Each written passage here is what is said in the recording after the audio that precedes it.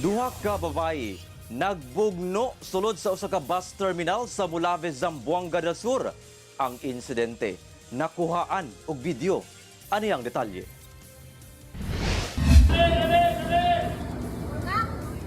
Sa video, makita kining usa ka babaye nga nakaantipara og nagdala og bag nga nagyaw-yaw.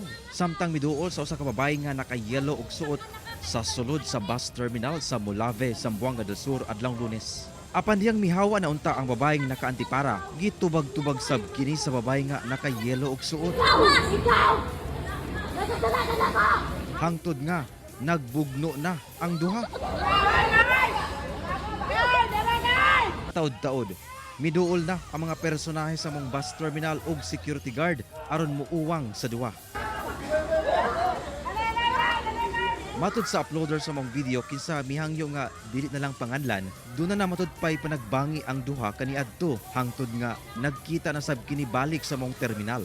Ginakuhaan pa og pahayag ang mong duha ka babayi lakip na ang tagdumala sa mong terminal. Kauban si Gary Balantayog, Bong Vicencio, Efren Mama. 1 Mindanao.